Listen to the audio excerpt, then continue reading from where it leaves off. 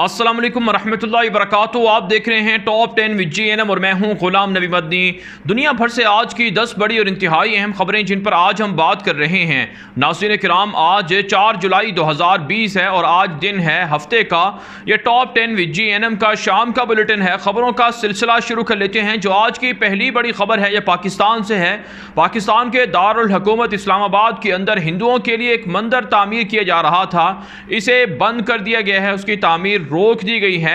अहम क़ुव्वतों की मदाखलत पर यह फैसला सामने आया है क्योंकि पाकिस्तान के इंतहाई अहम और हसास शहर के अंदर भारत के सफारतकार मंदिर के ज़रिए से जासूसी कर सकते थे और इसी तरह से पाकिस्तान की सिक्योरिटी के लिए ख़तरा हो सकता था।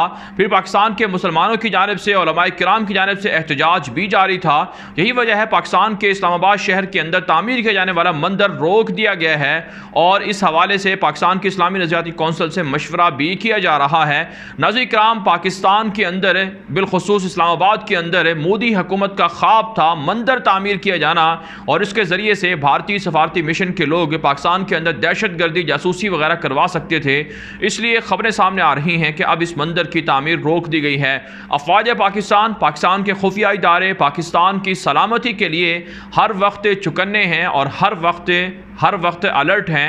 किसी भी जगह पर दहशत गर्दी के हवाले से या कोई भी मुस्तकबिल के हवाले से पाकिस्तान की सिक्योरिटी के लिए कोई चीज़ रिस्क होती है उसको ख़त्म कर दिया जाता है, उसको रोक दिया जाता है। आगे बढ़ लेते हैं काम। जो आज की दूसरी बड़ी खबर है यह मकबूजा कश्मीर से है। भारत की बर्बरियत और दरिंदगी आज भी जारी रही।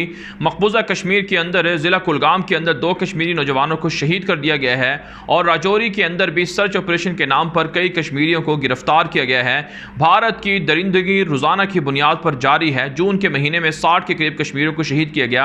अभी चंद दिन पहले नवासे के सामने बुजुर्ग शहरी को, नाना को शहीद कर दिया गया, जिस पर पूरी दुनिया के अंदर आवाज़ें बुलंद हो रही हैं। और आज भारत की जो मकबूजा कश्मीर के अंदर पुलिस है उनके लोगों ने तस्वीरें बनवाने के लिए उन्हीं जो मुतासरीन थे उनके घर का दौरा भी किया है, लेकिन जो बुजुर्ग शहरी को एक बच्चे के सामने शहीद किया गया है, छोटे बच्चे के सामने, वो आज भी इस मंजर को अपनी आंखों में रखे हुए है, अपने दिमाग में रखे हुए है और वो जब बड़ा होगा तो यकीनन ज़रूर फ्रीडम फाइटर बनेगा, मुजाहिद बनेगा और भारत की दरिंदा फ़ौज से बदला लेगा। इसके अलावा मकबूजा कश्मीर के मारूफ एक PhD स्कॉलर थे, उनको अगवा किया गया है, ताहाल उनकी रिहाई नहीं हुई। इस हवाले से भी वहाँ पर एहतजाजी मुजाहरा हुआ है लवाहिकीन की जानिब से। नाज़रीन किराम, सैकड़ों की तादाद में पढ़े लिखे नौजवानों को गायब कर दिया गया, जाली पुलिस मुकाबलों में शहीद कर दिया गया और भारत की रोज़ाना की बुनियाद पर जो कार्रवाइयाँ हैं वो इसी सिलसिले का कड़ी हैं। लेकिन अब वक्त आ चुका है कि पाकिस्तान की हुकूमत को चाहिए, पाकिस्तान के अफवाज को चाहिए और मकबूजा कश्मीर के फ्रीडम फाइटर्स को चाहिए, आवाम को चाहिए कि मुसल्लह हो जाएं और हिंदू दहशत गर्दों की जो हुकूमत है मोदी की, उसके खिलाफ ऐलान जिहाद कर दें और फैसला कुन कार्रवाई शुरू करें। आगे बढ़ लेते हैं काम। जो आज की तीसरी बड़ी खबर है ये चीन और भारत के मबैन जारी तनाज़े के हवाले से है। नाज़रीन किराम, रिपोर्ट सामने आ रही हैं ताज़ा तरीन के, जिसमें कहा जा रहा है कि भारत के खुफिया इंटेलिजेंस इदारे नाकाम हुए हैं, जिसकी वजह से चीन ने फ़ौजी तैयारियाँ जारी रखी और भारत के 50 से ज़ायद फ़ौजियों को मार डाला और अब भी चीनी इंटेलिजेंस मालूमात तेज़ हैं और इसके मुकाबले में भारतीय खुफिया इदारे नाकाम हो चुके हैं। दूसरी जानिब गुज़श्ता रोज़ भारत के नरेंद्र मोदी ने खुफिया दौरा किया था लद्दाख का और वहाँ पर ज़ख्मी फ़ौजियों की इयादत के लिए एक VIP हॉस्पिटल था, उसके अंदर से तस्वीरें शाया हुई थी जिसमें देखा जा सकता है कि मोदी किस तरह से ज़ख्मियों की इयादत कर रहे हैं।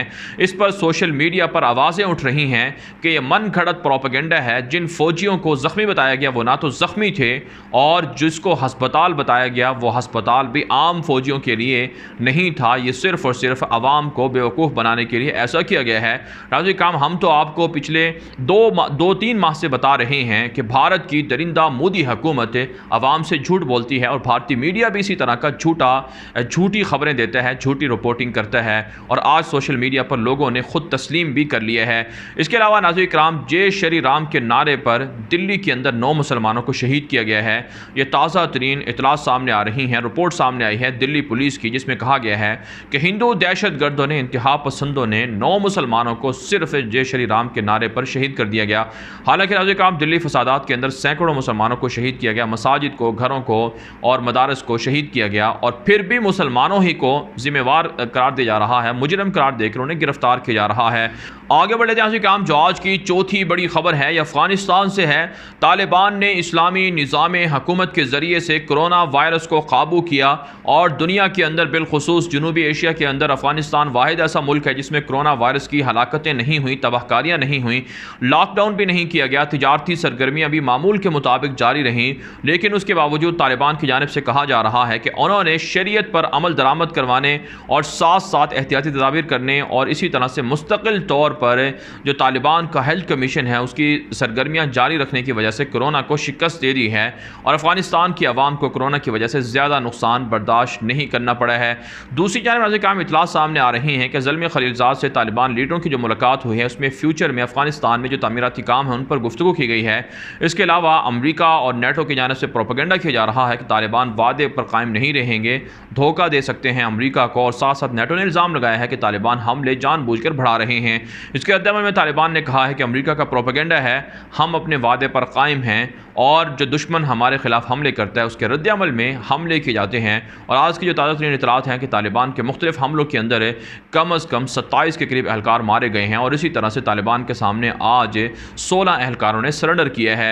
आगे बढ़ लेते हैं आज काम जो आज की 5वीं बड़ी खबर है ये भी अफ़गानिस्तान से है। अफ़गानिस्तान के अंदर बदनाम ज़माना अब्दुल रशीद दोस्तम को वहाँ फ़ौज का इंतहाई आला जो रुतबा होता है, मर्तबा होता है, वो मार्शल का वो दे दिया गया है, मार्शल का रैंक दिया गया है। 66 साल उम्र है, मुख्तलिफ सरगर्मियों के अंदर है, बिलखुसूस है जो निहत्ती शहरी आबादी है और इसी तरह से अफ़गान तालिबान के मुजाहिदीन को शहीद करने में अब्दुल रशीद दोस्तम शामिल हैं और ये वफादारियाँ बदलते रहते हैं। 2015 से 19 तक ये अशरफ गनी के हामी रहे, फिर इलेक्शन आया तो अब्दुल्ला के साथी हो गए और अब अब्दुल्ला और अशरफ गनी के बयान जो इख्तलाफात थे वो तकरीबन एक तरह से आर्जी तौर पर टले हैं और अब्दुल रशीद दोस्तम जो अब्दुल्ला का हिमायती था उसको मार्शल का रैंक मिला है। तालिबान के मुख्तलिफ हमलों में शख्स बाल बचता रहा है लेकिन तालिबान ने इसको फ़ौज का आला जो सदी रैंक है वो दिए जाने पर मजम्मत की है और कहा है कि एक अवाम के दुश्मन को, अवाम के कातिल को इतना बड़ा रैंक क्यों दिया गया है। आगे बढ़ लेते हैं ऐसे काम जो आज की छठी बड़ी खबर है ये तुर्की से है।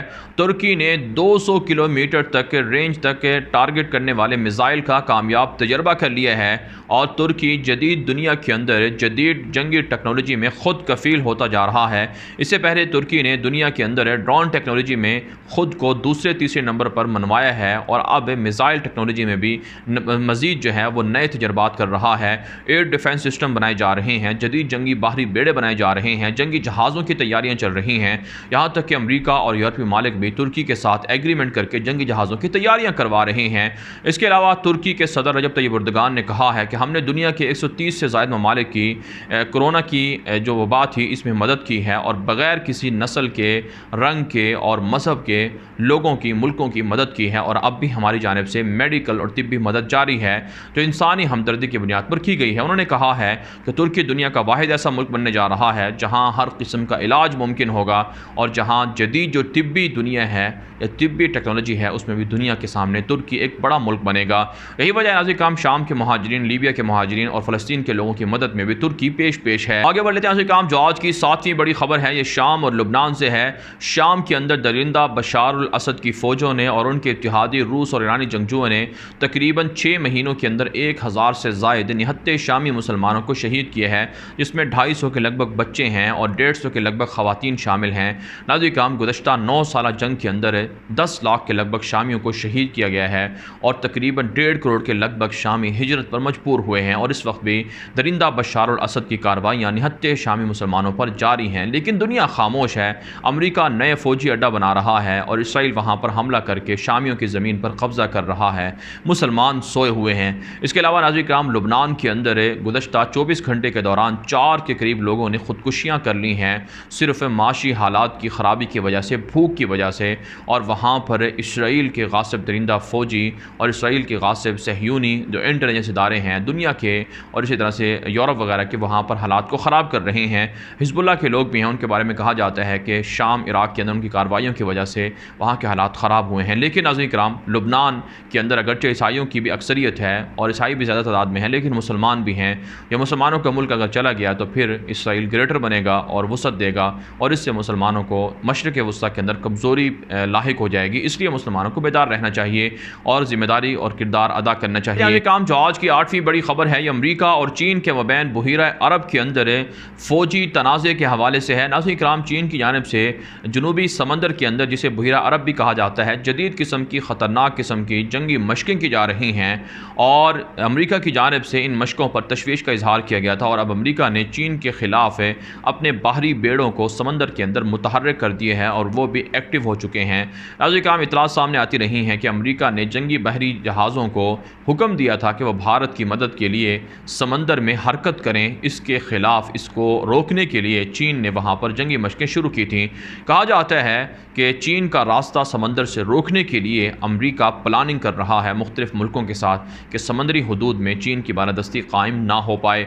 आगे बढ़ लेते हैं काम जो आज की 9वीं बड़ी खबर है, ये अमेरिका से है। अमेरिकी सदर डोनाल्ड ट्रंप ने आज अमेरिका के आज़ादी के दिन पर एक बड़े जलसे से खिताब किया है और इस खिताब के अंदर जो लोग आए थे उन्होंने एहतियाती तदाबीर भी इख्तियार नहीं की हुई थी, बावजूद इसके कि कोरोना की वजह से अमेरिका के अंदर 1 लाख से ज़्यादा लोग मर चुके हैं, जिस तरह से दावे सामने आ रहे हैं।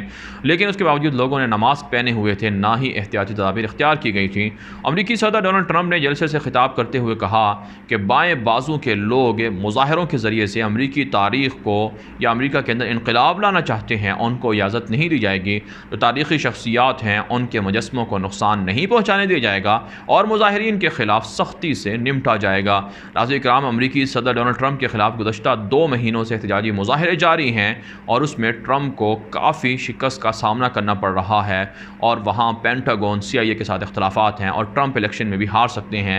ये भी सर्वे सामने आ रहे हैं। हुकूमती तौर पर ट्रंप नस्ल परस्त हुक्मरान साबित हुए हैं जो सफ़ेद फार्म लोगों की सयाह फार्म लोगों पर बरतरी साबित करना चाहते हैं और साथ साथ मुसलमानों के ख़िलाफ़ भी नस्ल परस्ती में ट्रंप मशहूर रहे हैं। आगे बढ़ लेते हैं काम जो आज की 10वीं बड़ी खबर है, ये शुमाली कोरिया, अमेरिका और जनूबी कोरिया के ताल्लुकात के हवाले से है, साथ साथ ईरान और अमेरिका के ताल्लुकात के हवाले से भी है।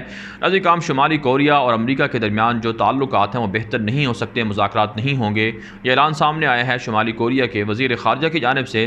साथ साथ अमेरिका के जो नायब वज़ीर ख़ारजा हैं वो दौरा करेंगे जनूबी कोरिया का आइंदा हफ्ते और इसमें मामलात को देखा जाएगा। इतलात सामने आ रही हैं कि शुमाली कोरिया जनूबी कोरिया में इख्तलाफात बढ़ चुके हैं।